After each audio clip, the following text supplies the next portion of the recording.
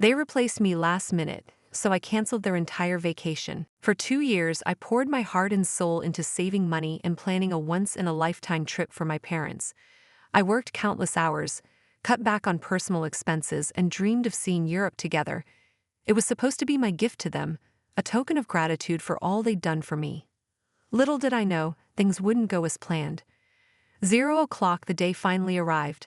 I drove to my parents' house, excitement bubbling inside me. I couldn't wait to see their reactions as we embarked on this adventure together. But when I pulled into their driveway, my excitement quickly turned to confusion. "You're late," Mom said, stepping onto the porch with her suitcase. I glanced at the clock, 6:02 a.m., barely 2 minutes past our planned departure. "Sorry," I said, forcing a smile. But my smile froze when I saw my sister Lauren walk out of the house, dragging her own suitcase behind her. "What's going on?" I asked, trying to keep my voice steady. Mom beamed, far too cheerful for the situation. "Oh, Violet, we decided Lauren should come instead. She's been so stressed lately and really needs a break." My heart sank. "Instead of me?" "Mom, I've been planning this trip for years. I pay for everything." She waved her hand dismissively. "We're grateful, sweetheart, but you're always working so hard. You can take another trip later. Lauren needs this right now." Lauren didn't even pretend to feel guilty. She smirked, shifting her weight onto one hip. "Thanks for understanding, sis." I clenched my jaw, biting back the retort sitting on the tip of my tongue. "Let's get going then," I said flatly.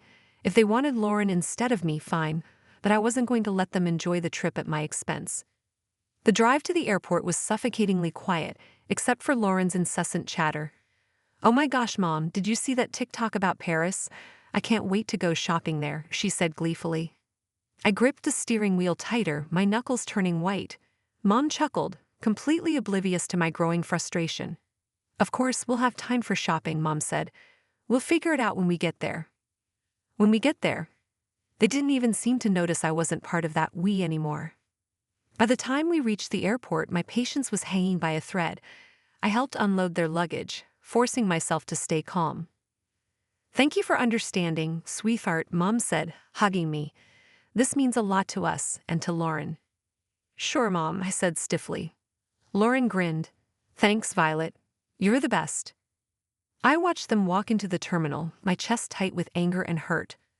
All those years of planning, saving, and dreaming, dismissed in an instant.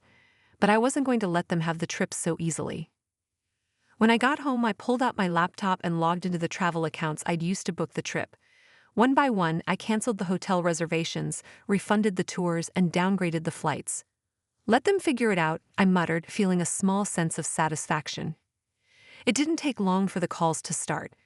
5:14, my phone buzzed incessantly as I unpacked the suitcase I'd packed for the trip.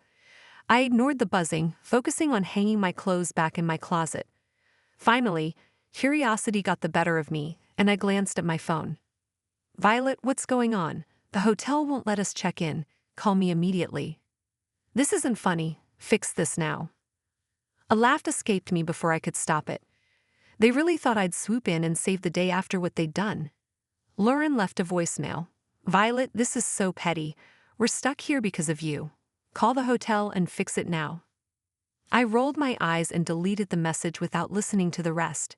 For years, I'd been their fixer, the one who smoothed over every mistake. Not anymore. Eventually, I answered one of Mom's calls. "Violet, what did you do?" she snapped. "The hotel says the reservation was canceled." "I canceled it," I said calmly. "Why would you do that?" "Oh, I don't know," I said, sarcasm dripping from my voice.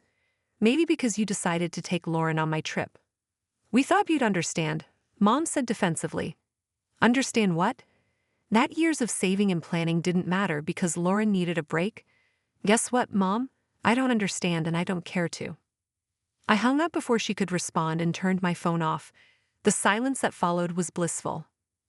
Over the next few days, I spent time reflecting on everything. For years, I had bent over backward to please my family, only to be overlooked time and again. This trip was supposed to be different, a chance to finally feel appreciated. Instead, it became the breaking point. By the weekend, I felt an odd sense of clarity. I wasn't angry anymore, just done. Done trying to earn their approval, done being the family fixer. When I turned my phone back on, there were dozens of messages waiting for me. I skimmed through them, noting the shift in tone from anger to desperation, but I didn't respond. On Sunday afternoon, I decided to face them. I drove to my parents' house and waited in their driveway. When they arrived home, dragging their suitcases behind them, their expressions ranged from exhaustion to irritation. Lauren was the first to speak. "Well, I hope you're happy, Violet. The trip was a disaster." I raised an eyebrow. "Happy about what? You got what you wanted. A trip with Mom and Dad." "You set us up to fail," Mom said angrily. "You knew we couldn't afford everything you planned." I stood up, setting my coffee mug down. "No, Mom. I didn't set you up for anything. I planned a special trip for the three of us. You're the ones who decided to cut me out at the last second." Dad opened his mouth to speak, but I cut him off. "For years, I've been the responsible one, the one who fixes everything, and you've taken it for granted. Not anymore." They stood in stunned silence as I walked back to my car. For the first time in years, I felt free from their expectations, free to live my life on my own terms. In the weeks that followed, I kept my boundaries firm. I responded to their messages when I felt like it, but didn't go out of my way to fix things. Slowly, I started focusing on myself, my own dreams, my own happiness. One evening, I opened the spreadsheet I'd used to plan the trip. Instead of feeling regret, I felt a surge of determination. That money had been meant for a once-in-a-lifetime experience, and I wasn't going to let it go to waste. A month later, I booked a solo trip to Europe, and this time it was truly mine.